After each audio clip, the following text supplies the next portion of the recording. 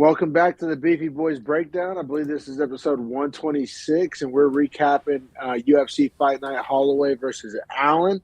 And man, as gases with prelims were, main card was a fucking treat, bro. I mean, Holloway versus Allen felt like, so there's almost like two tiers of fight nights, right? Like we're to the point now where there's like Apex fight nights and like try to sell tickets at an arena fight night.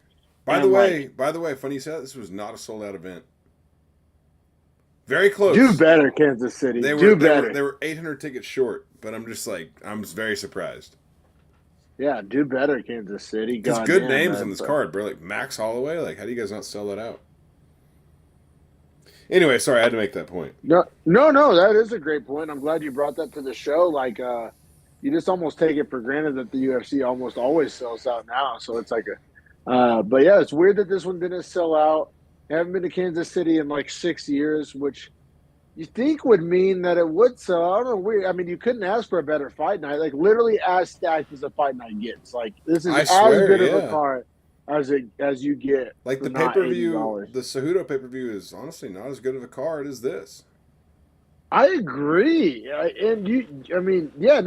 was better than you could argue a couple pay-per-views. This was absolute gas. And jerking the curtain here, we got Clay Guida and Rafa Garcia. Clay Guida plus 235, Rafa Garcia minus 280. In the lightweight division, Clay Guida is 41 years old and debuted the new haircut, short hair Clay Guida, honestly, fighter. It helps him a lot because whenever he eats a big shot, it doesn't look near as big now without his hair flying. Yeah, and like, I got to be real, man. I bet Clay Guida. Now, I bet it on a parlay. I did this and then Nicolau over the two-legger, which obviously aged poorly. But, I was getting, let me see what.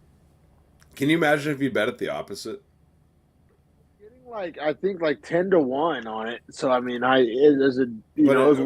But if you'd gotten 5-1 betting it the opposite, can you imagine? Yeah, no, seriously, fair point. It's not so much, and this is dangerous as a bettor, but I'm not trying to make excuses, but it wasn't necessarily, if this was minus 110 each way, I would have gone Rafa. I didn't think that Rafa was minus 280 better. Now, I was proven wrong. Me too. But I thought there was value on Guida there. And the value monster got me. I got greedy, whatever you want to call it. But that value monster, that goddamn value monster. I just didn't. I'll be real. Call me a hater if you want. I like Rafa Garcia. I've said a lot of nice things about Rafa Garcia on this podcast. I don't know if Rafa Garcia is minus 280 over any lightweight, much less Clay Guida. So that's just he's only 5'7". I don't know. He's 15-3. He's a very good fighter. I just didn't. How did you feel about this money line? And I guess we'll dive into the actual fight. So I feel like the money line was made because Clay Guida is such a name that they're going to give you good value to entice you to bet on him. They're going to reward you. But I think the matchup was entirely against him. If you just look at it, if you look at it on paper, Rafa Garcia is a super forward moving striker, which Clay Guida doesn't do the best with if that guy's good takedown defense. And that's the question here, right? Is how good is Rafa Garcia's takedown defense? Yeah, and if you would have told me that, essentially Clay Guida gets 0 takedowns, I obviously never make the bet, which credit to Rafa Garcia, you know what I mean? Well, here's my point with the going forward thing, right? Is Clay Guida always gets his takedowns being able to move you onto your back foot and then shooting in on your legs and just grinding you to the fence and getting his takedowns there. If he's moving off his back foot, he can't get that same shot momentum to drive you to the fence. Yeah, 1,000%, for sure. And, I don't know. I think everybody and their dog had this as a 30-27, so I don't know if really round by round. I didn't want to go round by round. And really, it's really nothing is different in any of the rounds. It's just progressively getting worse for Clay Guida. Yeah, in the second round, because Clay I don't even think shoots for a takedown in the first round. And then in the second round, he gets easily stuffed. And I don't even know if he shoots for another one. So I was kind of banking. He shot 2 the whole fight. Yeah, which as a Clay better, not what Yeah, you like want to see. yeah, DC Not talked what about you. it. Like his style of fight needed to be getting the takedowns and mixing up the level of the fight. Now Garcia did a fantastic job of level changing and feinting whenever Guida would get a few steps Yes. forward on him, which is like he kind of solved the Clay Guida puzzle. And not that it's like 1,000-piece puzzle. You know what I'm saying? It's like a 60-piece puzzle. But I didn't know if Rafa The big Garcia, pieces. yeah, the big ones, yeah, exactly. I just didn't know if Rafa Garcia had that capability in him and would justify a minus 280, but he certainly did.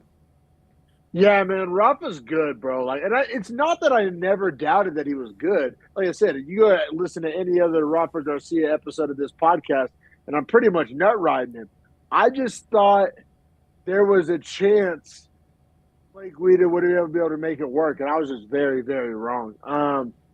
Yeah, so he has wins over Clay Guida, Machate, Natan Levy, but then he has losses to Hack Paraski and Drakkar Close. So like that's where I'm at with The close Rafa. loss, the close loss is aging really well. It is, and it's like I just because in the past, Rafa, when he tries to make this jump to like a higher level of competition of guys we've actually heard of, he loses. And I think this was the breakthrough for that. Clay Guida was a big win in the career of Rafa Garcia because we've seen Clay, beat a couple little, prospects now. It's not like he's just super washed. I mean, I know he is older, but it's not like Clay is just like Ed Okay, Herman in it out here. so aside from breaking down the fight, what I did want to ask you about it was how mad do you think the UFC was that he trolled them with the fake retirement thing, and then they gave him mic time, and then he was just like rambling, and I know in the booth and like DC's little earpiece, they were like, pull the mic, cut him, cut him, cut him, because eventually DC just pulled the mic and walked away. What did you hear? Dana White, he made a statement on it. He said it was fucking bullshit, and he pretty much ruined the fucking show. Like Dana was like, we don't have to speculate. Dana told us exactly how he felt about it, and it was a badly. Yeah. So mind you, we've already seen 2 fighters retire tonight. Clay is 41. So after he gets done getting pretty much pieced up for 15 minutes, sorry, you're not getting the most technical breakdown here. Well, but no, like it was all Rafa. It's a it was all justifiable time Rafa. for Clay to retire after this fight, like very justifiable. And so Clay cuts his gloves off and has them holding in his hand, which means one thing only. Well, we say that, and that's what made this week even weaker. It would have been weak regardless, but Algio already did the fake retirement. So to fucking do gimmick infringement, fucking just completely whiff, and it wasn't even like he had anything to say. He was like giving somebody a birthday shout out. It was complete horseshit, and I like Clay Guida. Bet aside, like I'm not trying to dunk on Clay Guida Yeah, but here. don't be stealing It mic was time. weak. It was weak. Or if you do steal it, like do Make it something good. with it. Yeah, call someone out, make some money. Fucking, shout out your homeboy's birthday and what just kind of rambling as you put it. Dana was pissed. As I literally was making this face at home. I was like, Why is he What? talking about this? what? Like, what is happening here? Like, this is not because at first like I said, I'm kind of a Clay mark. I was like, okay. Oh, he's not retiring. Oh, this may be cool. Oh, this is definitely not cool at all. Like, yeah, this is dog shit. Like, I was willing to kind of play along, and there was no payoff. like if he could have done something cool, like I'm not retiring here, but I want to retire in a legendary city against a legendary fighter and call it like Cole Miller or Jim Miller, like that'd have been cool. Like that's the perfect kind of guy for him to call out. I want to retire on International Fight Week against Tony Ferguson. Yeah. Anything else, really? Like it was a big miss for me. It was a big miss for Clay Guida. It was a big miss for the UFC. Well, it kind of steals the not moment happy. from Garcia too. It's kind of fucked up. Well, and then Rafa, good guy. Rafa was like very emotional after kind of like beating up his hero, and apparently, and Clay actually was a real one and posted the picture on Instagram, like 8 years ago or something when Rafa was a very young man. There's like a picture of him and Clay Guida. Rafa was like just a fan, and like they have like a picture together. So Clay is like like Rafa, really like fucking the moment. Even extra, yeah. And Rafa, like even when Rafa finally gets the mic, he's kind of crying, and he's like, so much respect to Clay, and like I don't have a negative thing to say about it. I actually thought it was kind of a dope moment. Would have been a And cool then, time to retire. Like the story would have sold itself. you just get this fugaze fucking mic time from Guida that just like I went from being kind of like invested, and you might even use the word emotional, to like, hey, like this is what we're doing. Like I don't know, it's just like fucking boner killer. Like you know what I mean? Like Oh yeah, I hated it. But speaking of hating fights, and I only hate the next fight because my bets are so ice cold. We got bantamweights. Number 9, Pedro, fake eye poke and nut kick Munhoz. the signature move. He did it again. I mean, I was like, couldn't my jaw drop? I did one of these numbers. I was like, you're like, no way he's gonna do it. He's doing the fucking thing. It's like part of his fight style. Literally, bro. The fake eye poke is one of match from Munhoz. It's out of line. Oh my god, dude. Anyways, fighting Chris Gutierrez, number 13, -205. Vegas loved Gutierrez. So did the public. Gutierrez got bet up for -160. Us being the public, like I was, bro. I bet I had it on too. So I had Gutierrez money line on my parlay, and then I had Gutierrez by KO. Yeah, juicy though. 330. Juicy though. 330 straight bet. Honestly, don't regret it. Could have definitely happened. That like, one I'm here not for. A bad bet. Yeah, plus 330. Yeah, it was. I mean, that's the kind of bets I'm here for. Didn't it cash, but. Now, that being said, jumping into round 1, Munhoz dropped Gutierrez. Well, first of all, Munhoz, fake eye poke, 40 seconds in the fight. I don't know. I was literally like, it's fucking happening. Like, here we go. Like, he's doing the thing. he's doing the thing that he does.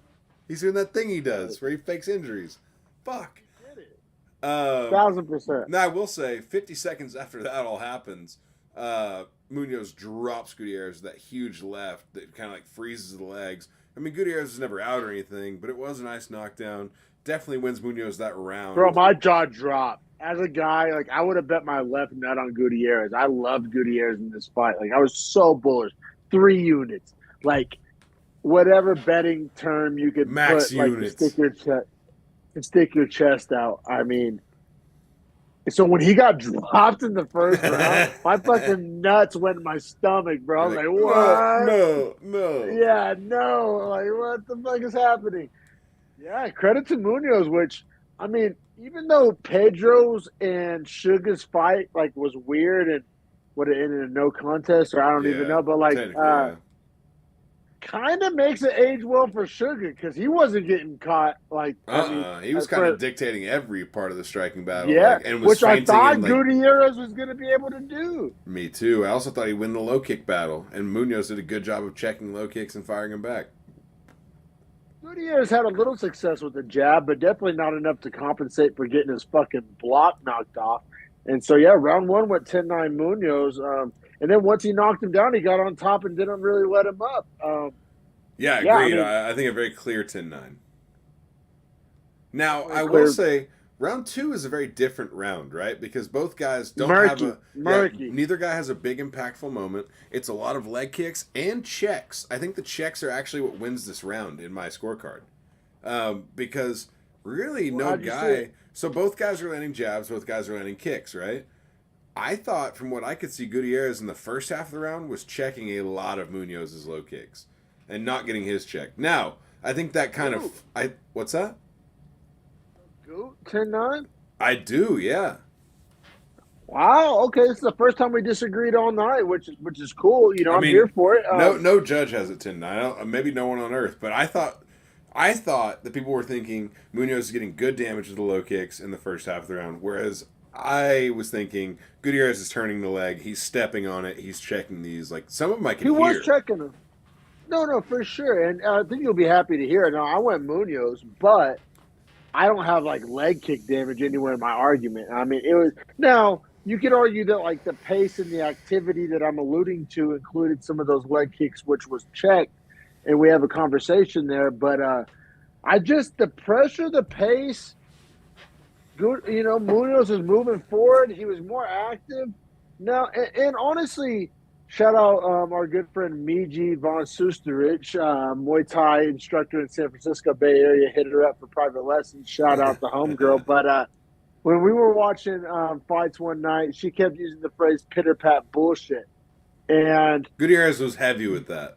Gutierrez was the most pitter-pat bullshit fucking, like, it was, like it was weird. It was weird to give Munoz like I give him so much credit for activity and shit. I guess it should be called like impactful activity. Like Gutierrez was pretty goddamn active himself. Just like when I say nothing of consequence landed, like it was pitter pat bullshit. Like I have that in my notes. Like it was pitter pat from the outside. He was like technically scoring points, but doing very little damage and like I think I gave him a not. technical point round, to be quite honest with you, because neither guy really had much damage. Is my only defense in that argument. You're right. It wasn't the most damaging round, but I feel like Munoz, like just like I said, between walking him down and like I said, exactly. Neither guy had the most damage, so you kind of default to some of the tertiary judging. And like Munoz had the forward pressure, he had the octagon control. Numbers wise, he may have even had a slight edge. Yeah, I'm like I Munoz. said, I think my only argument was that like the checking of the kicks is like a defensive movement, but is also damaging in its defensive tactic. Yeah, and I'm not super bullish on it. I have the word close in all caps. And I mean, speaking of that, I have the word close in all caps for round three as well. I thought round three was, see, it was weird. So, round three, I don't know if this is a hot take or not. I thought it was Gutierrez's best round of the fight.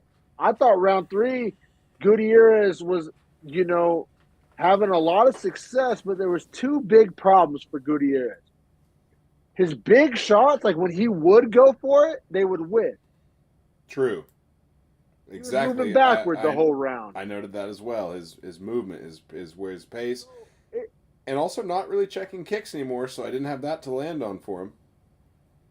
yeah, it's like it was weird. It's like this kind of contradiction speaking out of both sides of my neck. Like I love Gutierrez round three. I just also thought that he was moving backwards the whole time, and that when he would go for it, they wouldn't connect, and he was landing the pitter pat bullshit. And on the flip side, Munoz more pressure, more pace, more octagon control. It wasn't like Munoz was out there doing his best Ngannou impression. It was just it just kind of eye test. Kind of he was moving forward. Gutierrez wasn't really doing anything that impactful.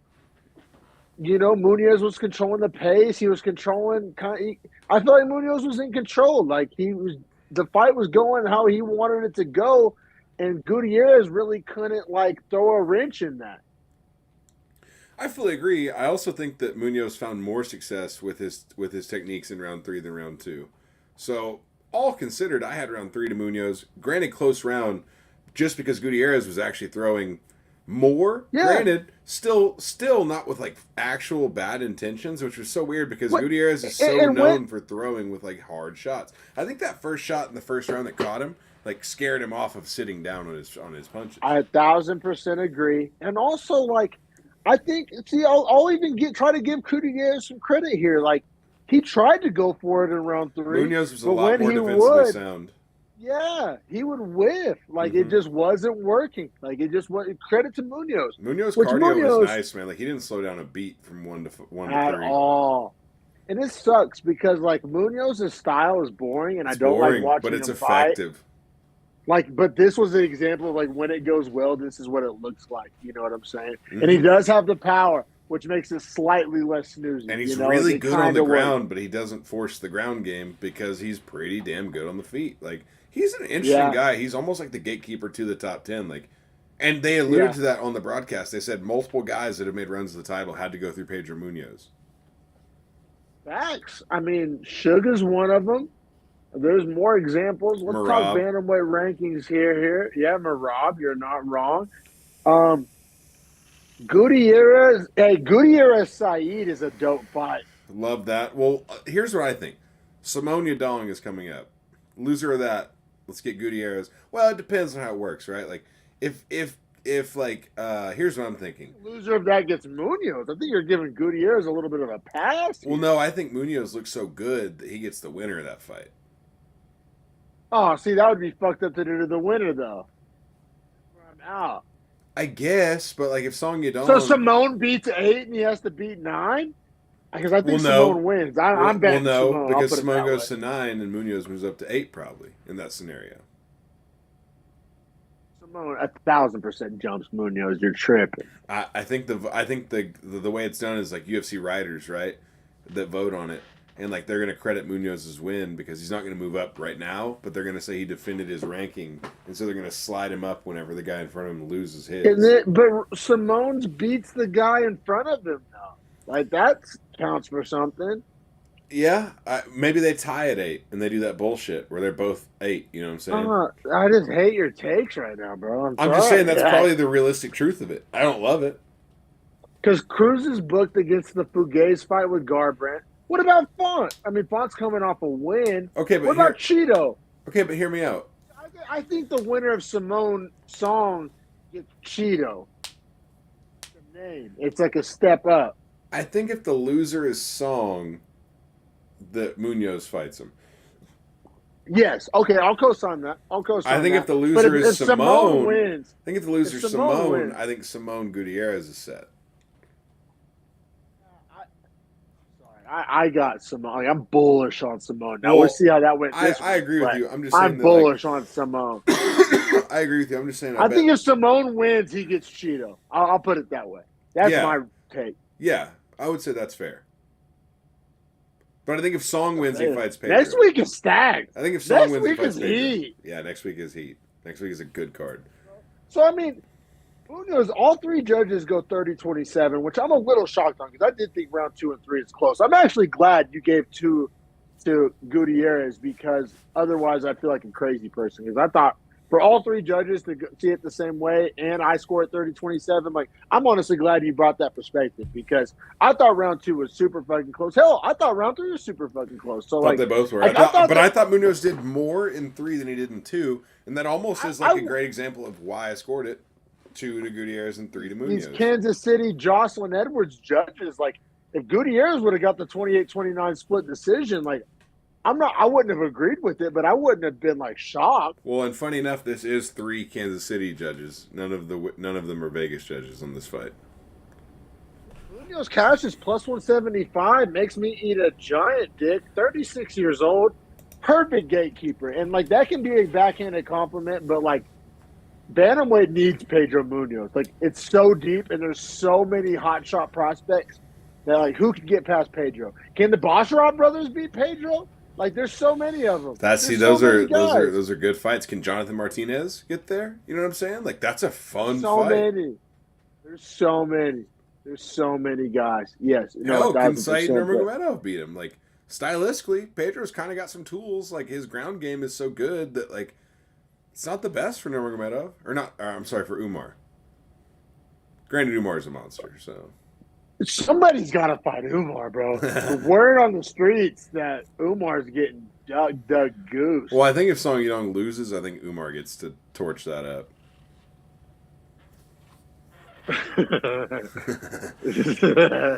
I'm just saying. Why do we just hate Song Yadong, bro? We just put no respect on his name. Yeah. He gave Corey a decent fight. Yeah, he always surprises me every time I watch him. But he loses like I expect him to, so that's why I put hate on him. And he wins when I expect him to. Which is never against a guy that I like a lot. That being said, let's keep it pushing because I want to talk about Tanner Boser being in the right weight class. See, I just want to be evil and just feed Bob Braun to Umar, even though he won. He doesn't deserve it. He doesn't deserve it. That's mean. That's not a nice thing. Like if anything, Cheeto deserves. So I think Cheeto deserves the Umar feeding. I mean, Umar and Ricky are ranked 1 apart, so we're pretty much saying the same thing there. It just depends on like who you like more out of Ricky and Umar, which probably Umar, honestly. So Cheeto and Umar is a fun fight stylistically. Yeah, bro. But we'll keep it pushing, man. We got this main card fight taking place between Tanner Boser plus 105, moving down from heavyweight to light heavyweight, and taking on. I always want to say Ion, but they're pronouncing it Ewok Kudalova. Ewok. Minus 125. Taking place in light heavyweight. And this was such an interesting fight. And this was a no bet for me because it was so hypothetical. Like, Ewok is the classic gatekeeper at 205. Like, very good. Nobody thinks Ewok's a bad fighter, but also nobody thinks Ewok's a world champion. And Tanner Boser was this kind of heavyweight prospect who was a smaller heavyweight, had some hype at one point, but quickly lost it, was stacking L's at heavyweight, moves down to 205, like in my mind's eye, it makes a lot of sense, but there was like no really like hard evidence to like base an opinion off of. You know, it was all hypothetical, so it was a no bet for me. But sounds like you were a little higher on Boza than maybe I was. I was like I was literally opinion, so it wasn't like no, I was higher on Kudalaba. I thought that he deserved a higher than minus 125. So I thought that like betting on Kudalaba here at almost even money was like super justifiable. Super justifiable. Yeah, like, he should have been at minus 180. He honestly should have been. And here's why. Let me paint you the picture of why. Is that Bozer weighs in at 231 for his heavyweight fights, right? He weighs in at this fight at 203. The minute I saw 203, I decided, oh, he's fighting his real weight class. That's a problem because his speed was only fast at heavyweight. His speed is not fast at light heavyweight. So, like, he loses his one advantage that he had, and he doesn't have a crazy power advantage. If anything, Kudalaba still has the power advantage. So, for me, it was like Kudalaba is faster and still might have the slight power mark and is going to be down to throw with them and has better footwork than all the guys he's been fighting. Like, this is going to be a change of pace that Bozer's not ready for. Yeah, see, I kind of saw that in hindsight. Leading up to it, I wasn't as bullish on that take, but hindsight, I was letting it rip on Twitter because I saw a couple people like, oh, this is Tanner Bozer's real weight class. And I had kind of the same take as you, as like, actually, it's the opposite. Like, he's essentially too small for heavyweight and too slow for light heavyweight. That's kind of worst case scenario. Like you just said it right there. If you had to put one sentence on it, it is too small for heavyweight, too slow for light heavyweight. It's like that college power forward who's 6'5" and is so good in college, but he can't guard wings in the NBA, and he's too small to play in the post in the NBA. So it's like he's Chuck Hayes. He's 6'6" and trying to play power forward or center for the Rockets. What do you do with this guy? You know, it's like, yeah, if there was a 215 weight class or like a cruiserweight 220, Tanner Bozer, I think, would be like have some success for sure. But he's a tweener. He's a tweener. Yeah, he's a guy that needs like a 195 weight class where like his power becomes like more substantial and the guys can't match him. Yeah, fuck off 195. No, I don't. I'm just saying like that is his tweenerness. Is like he needs to actually go down a little further. If he's slow at 205. But here's the thing is then the size and power, yeah, right. Like he can trade off the speed for the size at that point. But he's in this weird gray land where like, well, now your size isn't really still you're still kind of the same size as all these guys, but you're slower now. Like you used to be smaller and faster, now you're the same and slower. Still not a winning recipe. Yeah, like he wasn't bigger than Kudalaba. If anything, smaller. That's why I'm saying like that's why I'm saying like Bozer reasonably could make a 195. Like if that was a class, like that would be where he'd be best. Pereira and cut 40 pounds, but let's. Hey, if he goes to 85, he's gonna have crazy power, but he'll never see the light of day with those guys. Those guys have 185 is like freaks, and Bozer's not an athletic freak, and that's kind of his problem too, right? Is we always talk about he's Canadian. Hilarious. That's GSP. You're right. Actually, you're right. You're right. Drake's Canadian, not very athletic. Canada. It's not that Canada doesn't have athletes. It's just that Canada doesn't have that many athletes, and also that they play hockey when they are. Yeah, true. Yeah, let's get some fucking blades on this guy. He's in the wrong sport. Yeah, honestly, he probably is he's probably sick with a stick, but not with 4-ounce gloves. Sick goon. So anyway, Kudalaba lands that massive. Would you have me a long drink, baby? Kudalaba lands that massive straight right after. So the 1-2 with the overhand follow. I mean, rocks Bozer bad. Gets him pressed against the cage. I thought the double leg was a mistake at first, but then I remembered, oh yeah, this guy is a fucking axe murderer on top. He has no mercy whatsoever and swings bombs. You could argue Kudalaba has like the most vicious snoozy like top game. Yeah, 100%. Least snoozy top game. He just wants to stand up and rain down shit. To the point where like if he was gonna fight like a high level jiu-jitsu guy, it'd probably be a problem. Oh, it's trouble because he's gonna overextend. Yeah. Yeah, but against Bozer, goddamn perfect matchup. Yeah. And yeah, no man. I mean, this fight ends at 2 minutes and 5 seconds into the first round, so I mean, pretty quick. And now I'm going to talk out of both sides of my neck here. I thought it was a quick stoppage, but I also don't think it mattered. Like, I'm not saying I wanted to see Bozer take more abuse. I did think that the stoppage was like objectively a little quick, but like it didn't matter. Like, he would have just taken more damage. So, which justifies the stoppage. That's why I said I'm talking out both sides of my neck. That's like I thought it was quick, but also like if he's just gonna like die for the next 20 seconds, who cares? Well, oddly enough, I will both agree and disagree. So I guess that means I'm going to talk out of both sides as well. But like, I think that it in real time when I watched it, I was like, oh, it's kind of early. And then I watch it in slow mo, and the last shot right before the ref stops it, you see Bozer's head like snap back and like go to the side, and I was like, oh, that one was where like his neck got loose with it. Like he was doing Yeah. the chicken neck walk with it. So Yeah. at that And point, I was like, Bozer, okay, justified. But also maybe make him eat one more. I don't know. It was on that line. yeah, right. Which is, yeah. But that's we're a saying fucked the up same line to thing. dance too, because I'm like asking you to hurt him. Yeah, exactly. We're saying the same thing here. I completely concur. And it's so Tanner Bozer's like actively begging for his job on Twitter. He was like, if the UFC's so kind enough to give me one more chance, I promise, blah, blah, blah, blah, blah. And, you know, I like that and I don't like it. It's like, I get it. Like, fight for your job. Like, Bro, but at the same time, he should go to I don't think PFL. he's the level. He should go to PFL. Like, no question.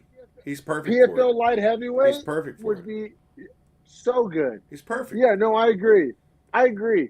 It's just not happening in the UFC. It's just not. Yeah, like, I think PFL champs are guys that are in that 10 to 15 range, and I'm not even saying Bozer's there, so I'm saying like he's like maybe could be a top 5 PFL guy, but he would have a roster spot. Bro, if I was Tanner Bozer, I would have called out Tommy Fury. Jesus Christ. Jesus Christ. Or Logan Paul at that point, right? Fuck. No, that's what I'm saying. He's not. But if he beats Tommy, he could. You know what? Let's push it to some real strikers because we have more. We have another ice. Bullshitting. No, we got another ice cold take right here, and that's more so not on us and on Mirzakhanov for being a dog. Oh yeah, no, I feel you. I was perplexed watching this. I kept like annoying my wife. I couldn't understand. I was like, "Hey babe, like watch this. This 6'3" world class kickboxer is getting outstruck by this 5'10" Russian. What's happening here?" Yeah, like, and this Russian's like I throwing just, like kept power bugging bombs and like combos on like step ins, and Jacoby can't land counters, and I can't understand why. My brain could not compute. I couldn't get it. Could not. Like, Jacoby could not land a counter. And honestly, as much as the fight was like 50-50 on the feet, Mirzakhanov continued in each round that he won to drop a power shot that would send Jacoby to the floor to win the round. Oh, for sure. Go ahead and introduce this fight technically. I'll be right back.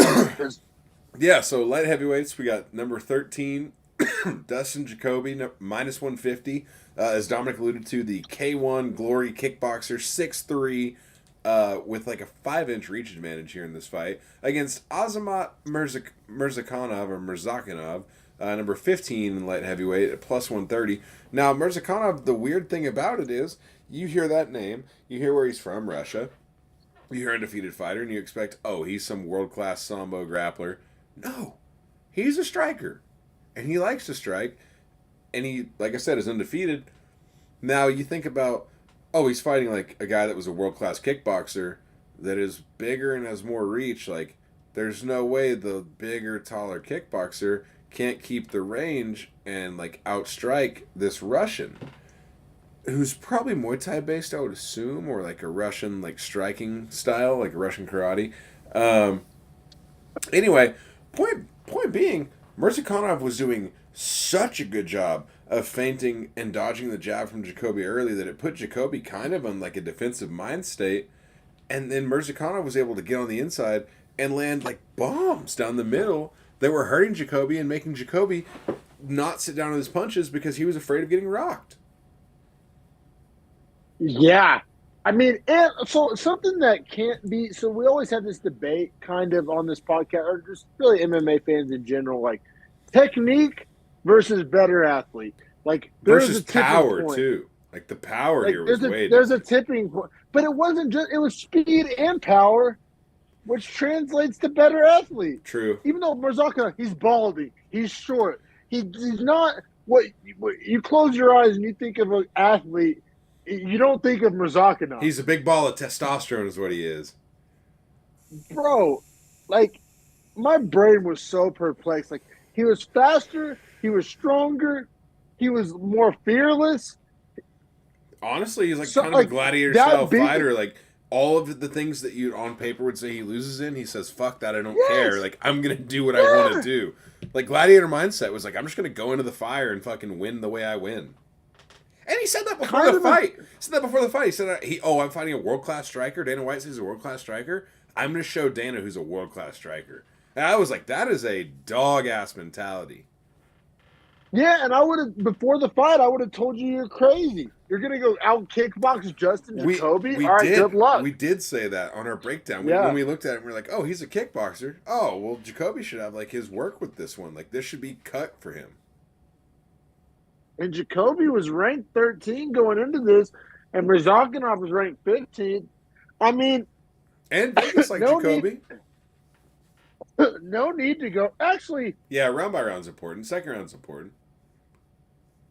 I don't know. Or I I'm think sorry, the third judges round. got Third, this right. third round's I important. thought the judges got this right because 1 and 2, without a doubt, Mirzakanov. For the and 3, knockdowns, without for a doubt, sure. Like the Yeah, knockdowns without a ice doubt, the rounds no Jacoby. matter what. Yeah, and then round 3, Jacoby's actually going for it. Yeah. And that's kind of the theme of the night is the fighter that actually went for it on this card, which doesn't always work out this way, but like Dana probably loved preaching this. The fighters that went for it were rewarded for the most part in this card. Like almost all of them. Yeah, and Mirzakanov 1,000% gassed out in round 3, but Yeah. he survived, and he was already up 2 rounds to nothing. Jacoby also So- egate himself by going for takedowns for the last 90 seconds and trying to ground and pound finish him. It made no sense. Like, dog, he can't defend himself. He's too tired. Like, you still have gas. Like, for takedowns, like, stand up. Yes. Really, my only comment. 1,000% agree. Like it was weird because it worked, but It was like to he win was the winning. round, you were trying to win the fight. We're trying to win the fight, Yeah, not the it was round. just- Exactly. Like, switch your and mentality. his coaches were yelling at him. You could hear it through the broadcast. Like his Mhm. coaches were like, "Quit fucking trying to take him down." You Like, cannot stay there. he's a world class kickboxer. Like what's that? It's like if Izzy needed a finish in round 3 and was going for takedowns, you'd be like, "What Like, are we what even doing?" Yeah, like, you're not going to get your finish that you need there. You're not even working to take his back. You're trying to ground and pound him.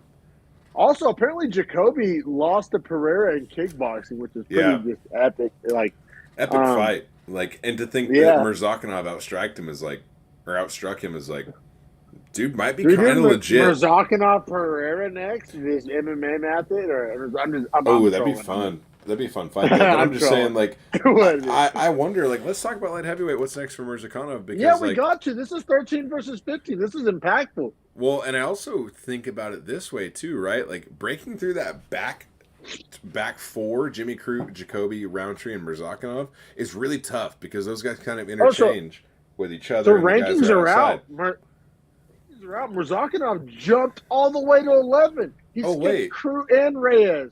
Wait, rankings are out for you? So check this out. My page is I'm on the open from website right now. my page is open from 2 hours ago, and they weren't out, so they just came out, like literally within Yeah, the show. they just dropped. Yeah. So Mirzakanov up 4 spots all the way to 11. That's big. That's huge. Now, okay, this speaks to my point even better. I'm so happy that you said that. Jesus Christ, I updated this. Okay, perfect, dude. That's big time. That's huge. Let's see where Yeah, Roy that's Val fun. is and shit. Hold on, let's. Yeah. Good call. Okay, Fuck, Roy this is- Val's still at 4. What? Fuck our friends. Rito, what are we doing?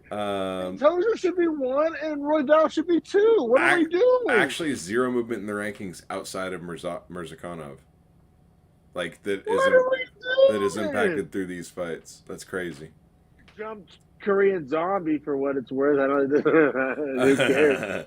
Okay, but here's what I'm saying: is Mirzakanov now doesn't really need to fight back in my eyes against Reyes, No. Crute, Roundtree, or Jacoby from that performance. Granted, I'll say the caveat being that Reyes, right or wrong, still provides some name value, which could like be good for Murzakinov's career because nobody knows who the fuck he is. I'm so glad you said that. That's the one fight that's worth taking. That's a backwards fight. It's the one fight, and 11 versus 12 is not a bad deal. Now that being said, makes sense.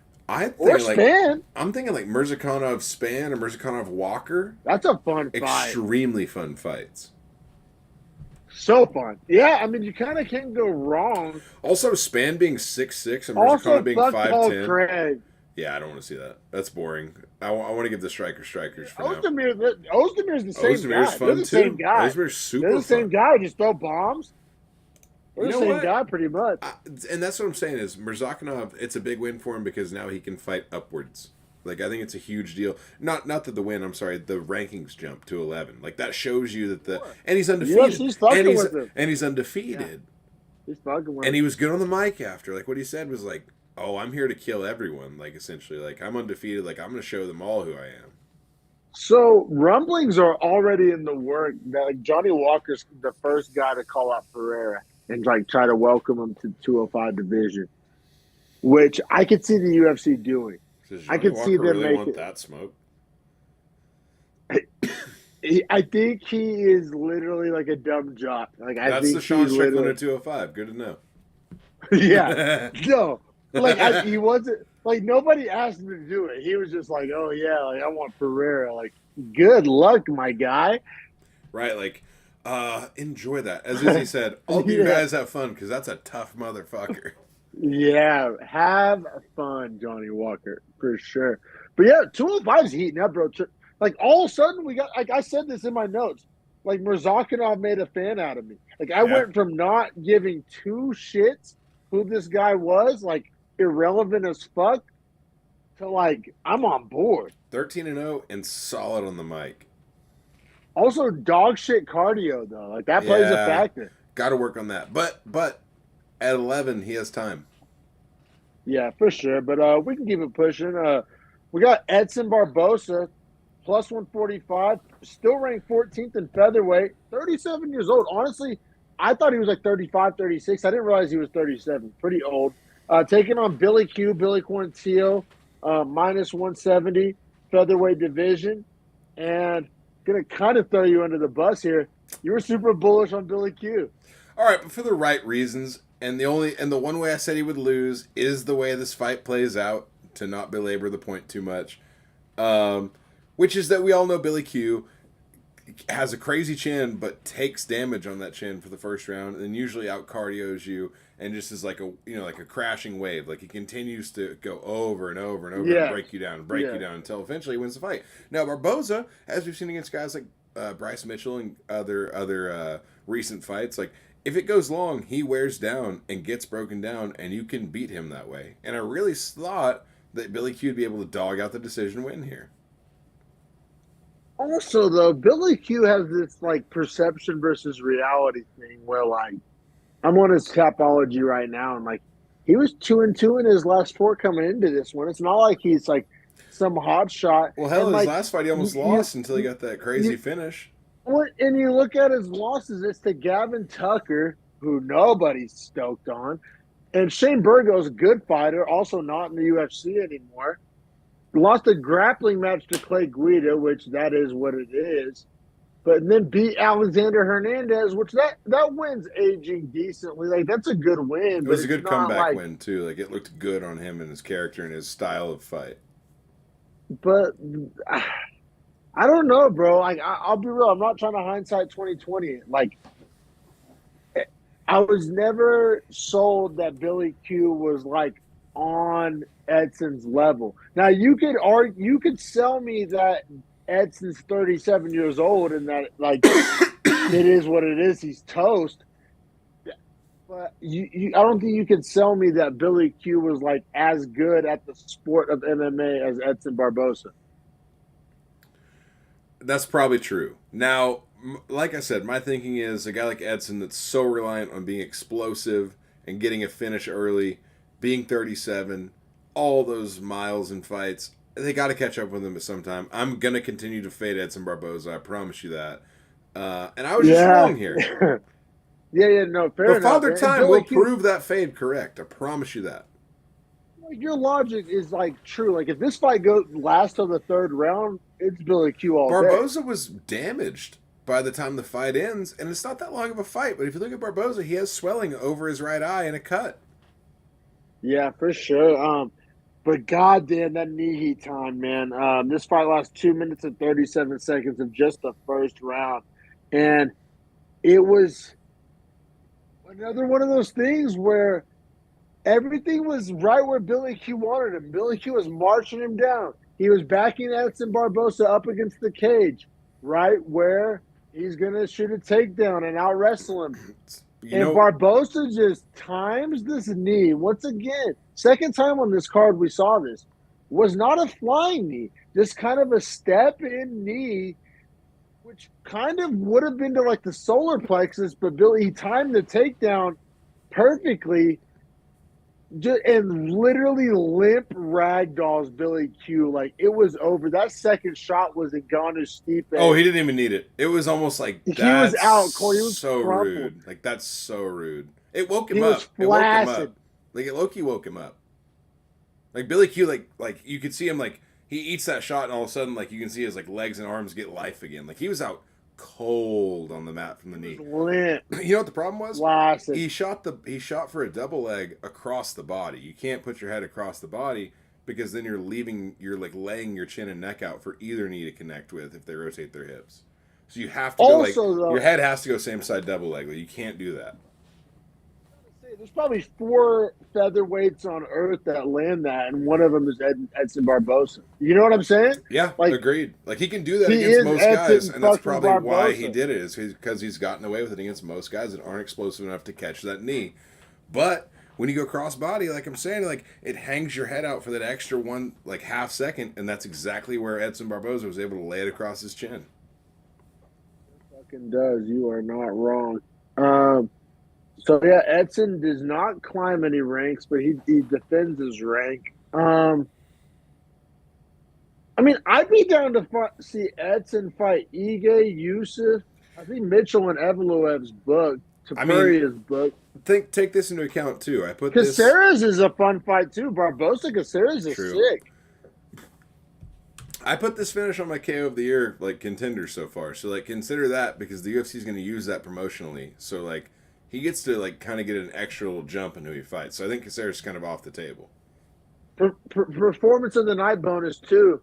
You know what? You know what you should do? Hey, it doesn't make the most sense. This isn't a rankings McGee take, but hey, Giga hasn't fought in a hot minute. Haven't they fought though? Didn't he beat the shit out of Barboza?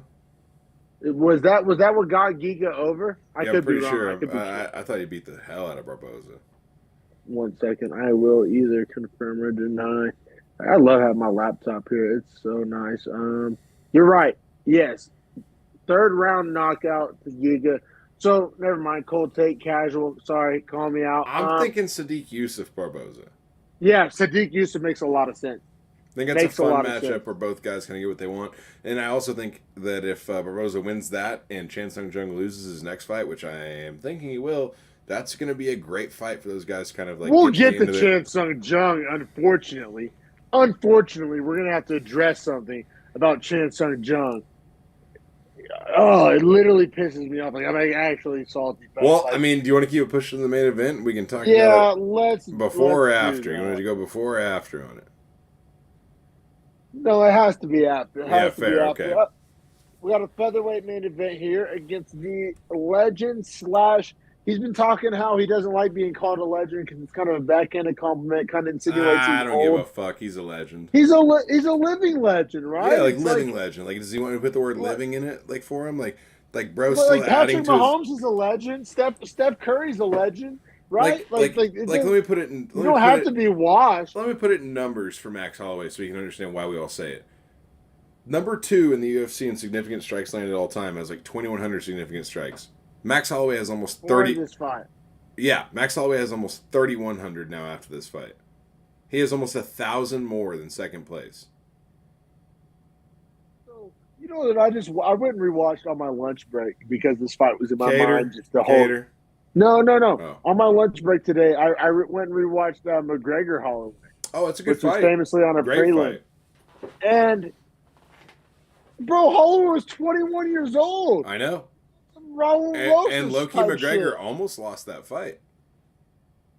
Oh, McGregor was shooting takedowns. Right, it's a close fight. Like for anyone I that's don't think watched we've that, seen McGregor shoot a takedown since.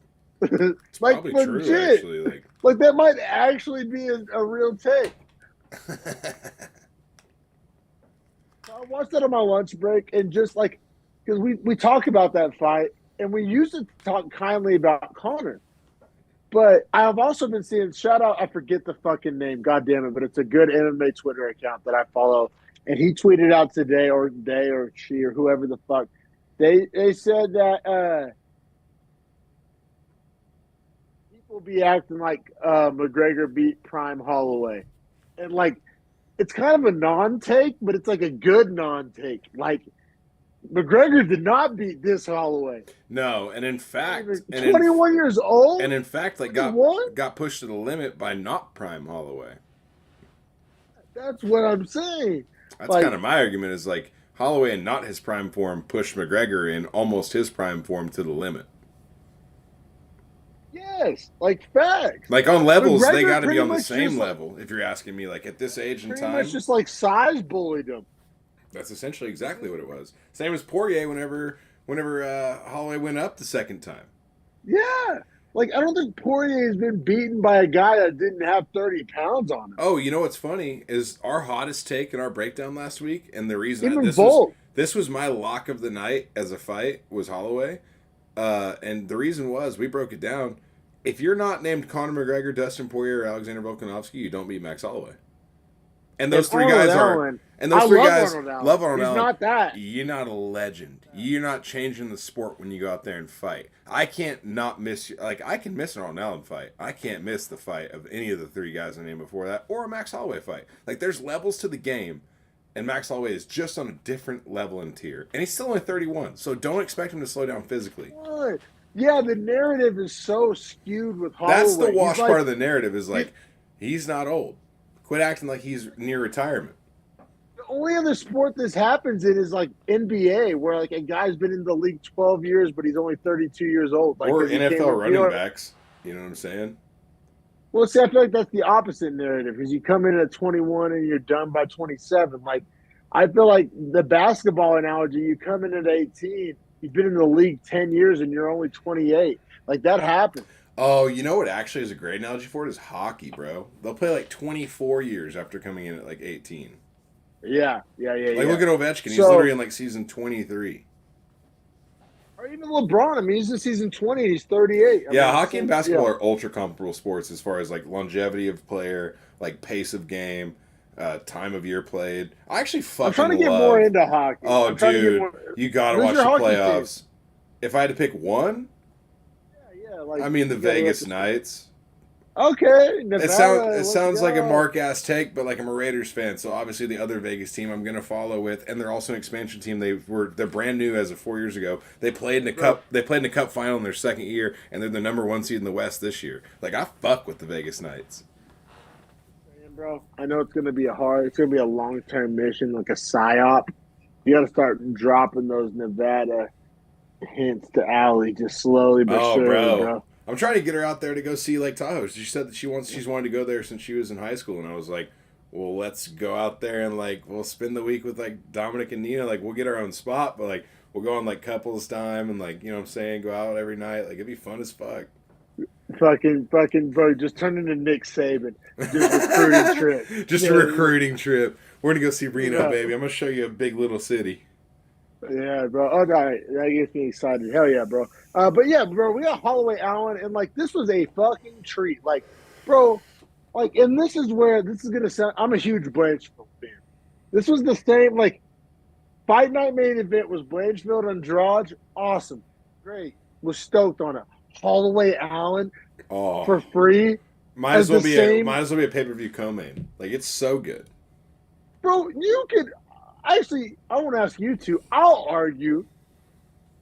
What's the difference between Holloway Allen and Colby Masvidal? It's the same thing. It's just that Masvidal's name and Colby's name are both kind of good. Arnold Allen's name's not good. Obviously Holloway's is like grandiose. Before the hardcores though, this was. Oh I yeah, mean, this was a hardcore treat. This whole card was a hardcore treat. Yeah, you're right. You're right. But yeah, Holloway minus 165, which I thought was telling. Vegas saw this similar to us, which I typically it's the opposite narrative. The young, hotshot, undefeated, next up, prodigy child, whatever. I mean, first off, I think they're pretty much the same age. How old is Arnold Allen? 29, 30? That's a good question. I got it right here. Arnold Allen is 29. 29. All right. So 2 years apart. And so, like, I don't know, bro. You can call it a gut feeling. You can call it what you will. But, like, typically Arnold Allen plus 140, like, as a better, like, my better, like, psychological profile as a better, that's, like, Boner City. But, like, I just wasn't feeling it. I was riding Max all the way. Like I said, man, if your name is not Poirier, McGregor, or Volkanovski, you're not beating Holloway. And that alone tells you that, like, you got to be in, like, the world-class tier of fighters of all time to beat Max Holloway. And I don't think Arnold Allen is there. I'll just be like, on a separate skill assessment, like, where do I think Arnold Allen is? I think he's a top 5 guy in the weight class. I don't think he's a world-class, like, featherweight. I think he's just outside. Well, and I want to go round by round because me too. I end up with a weird scorecard, bro, and I'm labeling it weird for a reason because like I'm not super bullish on it. I'm gonna present an argument that you don't really hear being presented, that's why I want to go round by round because I'm not in love with my final results.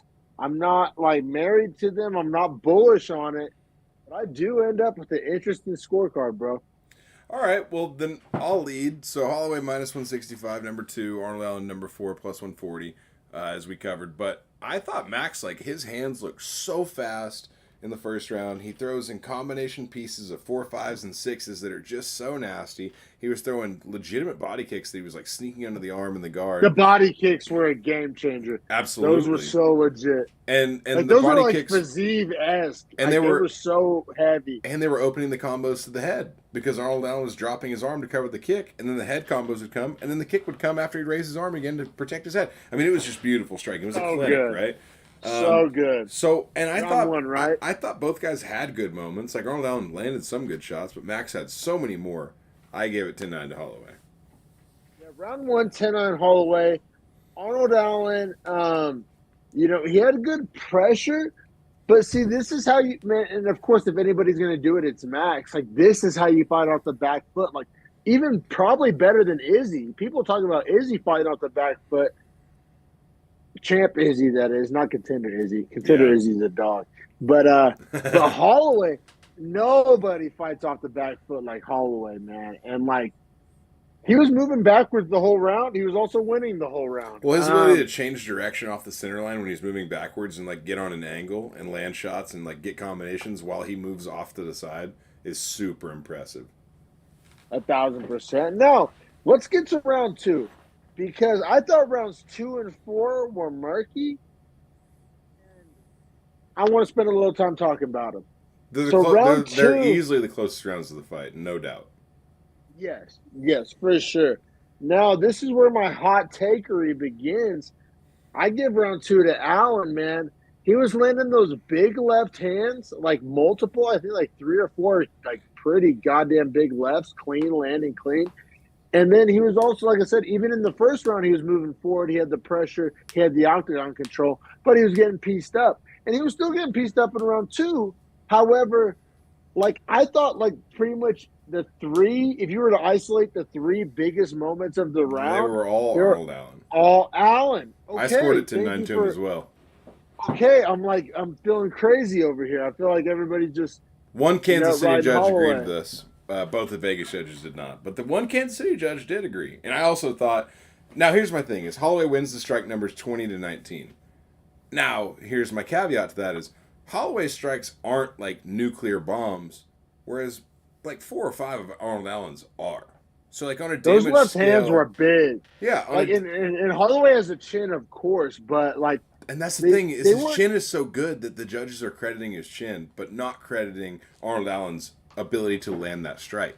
Which we talked about this in the Zohuber breakdown, how like the same way you can't win a round for takedown defense, you can't win a round for like For a eating Terminator big shots. chin, like, yeah, I'm not going to reward you for getting hit. Like, I'm Like glad you your can get a shot. reward Like, is that's not going to is make being this awake. Yeah, your reward is not being hurt, but it's not on the scorecard. So we're 19-19 through 2. Yeah, I mean, we've stepped up this card pretty hard. Like, we've seen this whole card very similarly. Round 2, Holloway breaks the record for the first UFC fighter to land 3,000 significant strikes in a career. That's insane. At 31. It feels like one of those Tom Brady records that won't be broken for a while. Exactly, because if Holloway fights till 35, I mean, that's going to be such a margin. Right. It's like you're breaking the record so early that, like, you're going to have so much more time to stack on your total that it's, like, going to be so gross when you're done. And, like, Holloway hasn't even entered legend mode yet. Like, he hasn't even... Yeah, you know like, what I'm saying? his worst days aren't even upon us yet. Like, he might be in his best days right now. Like, who's to say he's not? I could argue that he is. Bro, the Yair win and then this? Me too, I agree. And you could argue that Volkanovski is just his kryptonite stylistically. He's younger than Volk. People forget. Yeah, I know. Like, Volk's going to be done fighting. Outlast him. Or Volk might leave the division. 1,000%. But, all right, man. Let's get to round... Also, Holloway had some great body work. Round 2, I wanted to mention both punches and kicks. Like, if you were to give Holloway 2, it would be because of the body work. And there's an argument to be made there. I mean, like, 2 judges do give him that round, which I think is kind of crazy. I think this should have been a 2 judges lean to Allen, 1 judge to Holloway more so than the other way. Yeah. Yes, it wasn't by a wide margin, but I'll take Allen's bomb lefts to the chin over Holloway's body work. Like, call me a caveman if you want. No, I'm with you, bro. I'm with you. Now, round 3, Allen opens up a cut on Holloway's face, like in between the eye and nose, right above his left eye, that is bleeding pretty good. And I thought that was a big moment for him. All of that being said, Holloway definitely was landing insanely nice kicks, good combinations, and the body kicks continued to rain down. And, like, some of them were so loud. Like, they, like, hurt me hearing them. I gave round 3 to Holloway. I didn't think it was that close. Me too. Like, lockstep, everything you said. Like, and also, like, Holloway, after getting tagged in round 2, he was getting out of the way of everything in round 3. Like, he was so defensively sound. Like, like, I don't think Allen really had any big moments in round 3. He was getting out of the way. The footwork improved. And, yeah, the body kicks. Yeah, and significant strike numbers. Holloway won round 3. I think it was one of the least competitive rounds of the fight. Agreed. 1 and 3 are clearly Holloway's rounds. They're the least 2 competitive. 5 being the next, but not a Holloway round, in my opinion. Let's get to this. Yeah, no, we'll get there. Now, 4 we got to get to first, because I think 4 is the most competitive round of the fight outside of 2. Yeah, 4 is so murky, and, like, you can make an argument for either guy.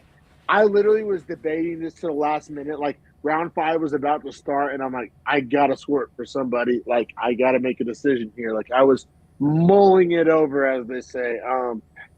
I think this is where my hot takery starts to come about. I go round 4, 10-9 out of Allen, man. And once again, there's kind of an eye test element to my scorecard. Like, the bigger moments, the most impactful shots came from Allen in round 4. Now, there's a lot nice to say about Holloway in round 4. He definitely won the numbers battle. I just feel like Holloway had no big moments in round 4, even though the CompuBox loved Holloway's round 4. All the big moments went to Allen. See, but I agree with the CompuBox because, like, the disparity in strikes was big enough where I thought the continuous success Holloway was finding for 5 minutes versus Allen's last 2 minutes was really the big, like, telling difference. Because the first 3 minutes was, like, pretty back and forth, no big strikes, but Holloway, like, leading the dance. The last 2 minutes is kind of where Arnold Allen starts to, like, let him go and land, like, probably 3 out of his 4 bigger strikes in that round.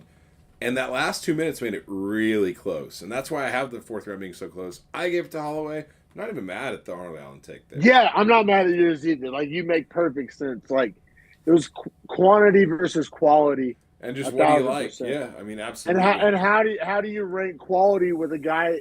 I mean, Max Holloway has literally a goated chin, like Mount Rushmore of chins. Never been knocked Never down. been dropped. 1,600 Not strikes. even knocked out. 1,600. Yeah. He's eaten 1,600 strikes and never been knocked down. Fake. That's fake. Yeah. If I told you a guy could get punched in the face 1,600 thousands of times, yeah. Not to mention in camp all the punches he absorbs. Like it's well, not now, but you know what I mean. When he used to spar, yeah.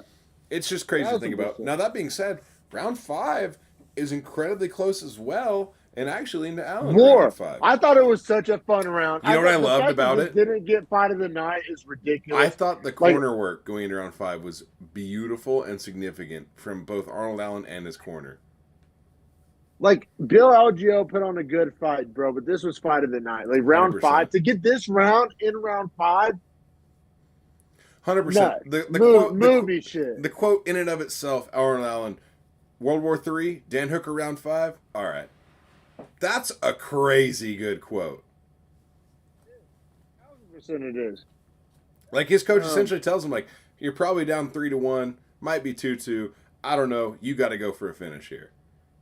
And Arnold Allen responds with, like, all right, I'm going to put all this shit on the line. Like, it's time. And he did. Every fighter says it.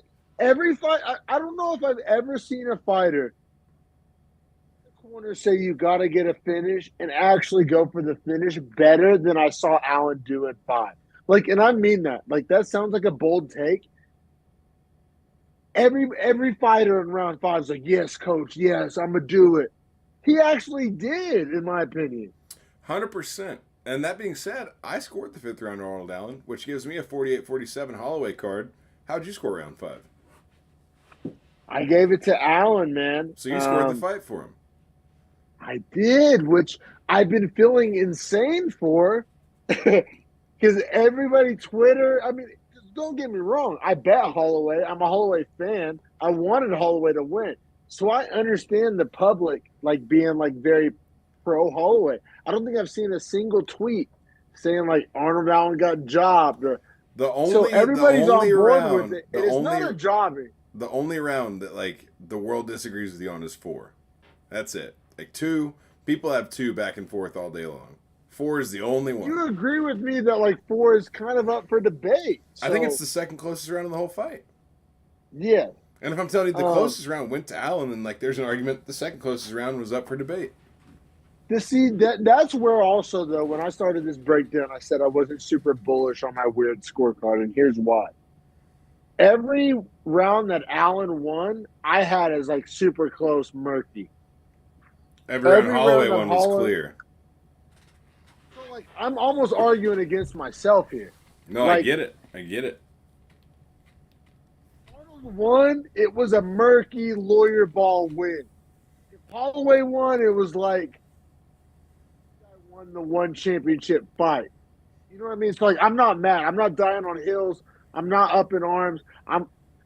Before this, I was low-key kind of embarrassed at my scorecard. I was like, is this a casual ass scorecard? But like you kind of like, I mean, I'm not crazy on 2 and I'm not crazy on 5. And 4, I take a couple liberties, but I'm not like, wilding. You know what I mean? Yeah, no, I fully agree. Like, I thought there was a route for Arnold Allen to have won the fight. Now, if you ask me on the whole who won the fight, I think Holloway won the fight. Probably so. The numbers agree, and the eye test kind of agrees. I'm not. But I've said that. Disagreeing with myself. I've said that with Corey Sandhagen and Peter Yan and been wrong on the scorecard, and that's kind of the same situation. And Sandhagen Dillashaw too. That's what I meant to say. That's the fight I meant to say. Yeah, but like, there's multiple examples. Yeah, plenty. Now that being said, what's next for Holloway? What's next for Allen? We got to break down the end of this division, and then we can wrap it up. Yes, sir. Featherweight's on fire. Max beat Yair, right? Which makes this whole thing weird. Yeah. Well, doesn't that Yair's the interim champ? Well, his only hope. The guy that beat him. His only hope. That's weird. It's weird. It's fugazi. Yeah, but it's like Volkanovski can't, like, what do you do? Holloway Ortega too? Like, I don't know, because Volkanovski Holloway that's not going to happen. And obviously Volkanovski has to fight Yair. So if Yair wins, you know what happens, bro? Which may be fucked up. I got a hot take. Holloway. I got a hot take. Emmett fights Tapuria, bro, and Tapuria is gonna starch Emmett. You do Holloway Tapuria. That's a good one. Nobody's stoked on it. Or when Mitchell is fighting, I'm super bullish on Evloev. I am. I'm so bullish on Evloev, and I think you're going to get good value as a bettor. And I think you could argue if Evloev finishes Mitchell, Evloev gets Holloway next. Yeah, or I could see Holloway just sitting and taking the. I mean, if Yair loses, maybe he takes that fight again. And if Yair wins, he definitely gets that fight again. That's stupid, though. But, like, what's he supposed to do? He's not. If Yair wins, Volk gets the rematch. Or, all right. No, but if Volk vacates, though, if Yair beats Volk, but that's such an if, bro. I'm not down with that as, like, the strategy. Like, if Yair beats Volk, Volk goes to 55, I'm pretty sure. I could be wrong, but I'm pretty sure. Now, that opens up a Holloway-Yair title fight, and that's fucking awesome. But I'm pretty sure Volk beats Yair. I'm pretty sure. I feel kind of confident in saying it. Holloway's just in a weird spot, man. He's fought for so long against all these guys that, like, he's fought Volk and lost so many times that, like, he kind of just has to keep... Holloway beat Ortega, right? Yeah, but, like, Holloway just has to keep fighting until he's undenied. Yeah, I know. He's beat everyone. That's so cringe, though. But he can't beat Volk. Right now, it goes Yair 1, Holloway 2, Ortega 3, and Holloway wins over Rodriguez and Ortega, and Allen, who's at 4 still. And Cater. That's what I'm saying. So, for argument's sake, not even arguments, that's the wrong word. For parity's sake. And Holloway's beaten Chan Sung Jung. Literally 6 out of the top 7 he's fought. Like the only guy who hasn't fought is Emmett. It's the only guy who could fight if he's not fighting for a title. And I don't think he's fighting for a title. I think if Tapuria gets the jump on Emmett, then that could happen. Yeah, I agreed. Now, what up? Does Giga have a fight book? Because Giga, like, shout out fucking Kevin Lee. Where does Giga fall into this? I don't know. Giga hasn't lost to Cater. I thought Giga had a fight book. I could be wrong. They don't have it on UFC, but maybe in the Twitter files. Oh, so he had a canceled bout against Sadiq Yusuf. Yeah, that's what it was. Weird. That's weird. That's a weird matchup. It's not enough for him to jump. Like I think you're right. It's either Topuria or Emmett. It's the winner of that fight's Holloway's next opponent. Holloway torches Emmett. Now for Arnold Allen, I think he torches Topuria. For Arnold Allen, they're all fresh matchups. You can't go wrong. You want to introduce your Chan Sung Jung take before we finish up the episode? Bro, so my Chan Sung Jung take is, as much as I love Holloway, he fumbled this whole situation. That's who he called out. He didn't call him out on the mic after the fight, but like in interviews and shit, he's been talking about Korean Zombie main event. Like, what are you doing, Holloway? Holloway called, not the other way around. That's very important to this story. Holloway called out Korean Zombie, which is so fucking pointless. Like, that gives me like Cruz Garbrandt vibes. Like, what are we doing? What are we trying to accomplish? Fuck selling out an arena in Seoul, South Korea. I don't give a fuck. What is that doing? Holloway tunes up Korean Zombie. Who gives a fuck? Like, give me Holloway Tapuria over like I'm not saying Holloway Tapuria is perfect. Like, there's leaps to make to get to that point, but Holloway Korean Zombie, it's trash, bro. I'm like literally mad about it, bro. I've been going ham on Twitter. I am not with it. I'm not with it. But Holloway calls for it, and he won, so Holloway gets what he wants. Like, it's going to happen, bro. It's going to be force-fed down our throats. It's going to be a Fight Night main event. It's going to be in Seoul, South Korea, so they can sell fucking tickets, so Dana the fucking PRT pig. He can just make money and bros. It's kind of our only option, though, besides the Emmett Topuria winner. Fuck off! It's Tapuria. Let's go. Tapuria's beating Emmett, bro. I'm sorry. Let's stop saying Emmett's name. I'm just saying, when that happens, and like we have a lot to talk about. But until then, like Dana, I get it. Like sell tickets. Holloway has to get wins because he clearly can't win. Like he has to win like 5 or 6 in a row before I can say like, yeah, he has to fight Volk again. But I would rather see that. Bro, I would real talk. Maybe this is a cold take. It probably shouldn't be. Give me Volk Holloway 4 over Chan Sung Jung. Like if you're telling me gun to your head, those are your 2 choices. I'm taking Holloway Chan Sung Jung. I just can't see Holloway get the fuck out of here, bro. I've never disagreed more with you, bro. This is such a cold take. Bro, it's just he got dominated so hard for all 5 rounds in their last fight. And, like, he was the one part of my 8-leg parlay that Juliana Pena. She's getting a rematch. Who cares? Fucking let's do it. Juliana Pena is 1-1. She at least has a win. Holloway's 2-1. What's good? Fucking. That's hilarious. Like it's a wild take, bro. Chan Sung Jung, fuck out of here. Do fucking Chan Sung Jung Giga card. Sell out an arena. That sells out in Seoul. Anything sells out in Seoul with Chan Sung Jung as the main event. That's what I'm saying. So we don't got to do it.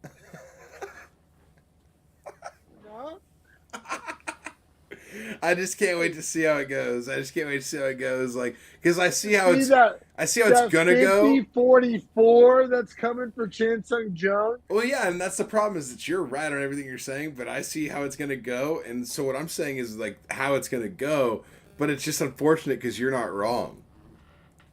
50-44 is going to be lit. We'll break it down here on Beefy Boys Breakdown. We have every card, every fight, even the 50-44s.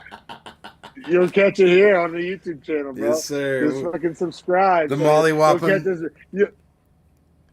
that Holloway Chan Sung Jung 50-44 breakdown in about fucking 4 months from now. Yeah. And just tune into the channel. You're going to see the Eastern Isles campaign from the 40s all over again. I might actually bet my rent money on Holloway. My God. Just eat the minus 340. Watch me the first time he ever gets knocked out and finished. Eat the minus 340. Probably minus 560. You're crazy. But all right. I know, one can wish, right? I will catch you and all the viewers next week for the next fight night up. Pavlovich Blades is gassed. Gassed up fight. Hey, am I marked for just fucking like hammering Pavlovich? No, that's what I want to do too. Let's go. Only one guy's ever starched Pavlovich, and it was Overeem. You know what I mean? So like that Overeem ain't Blades. Very different. Pavlovich has nukes. Yeah. All right, bro. Tune in. Appreciate everybody that watched. Thank you for your time, Harrison. Have a good week, bro. Yes, sir. We'll catch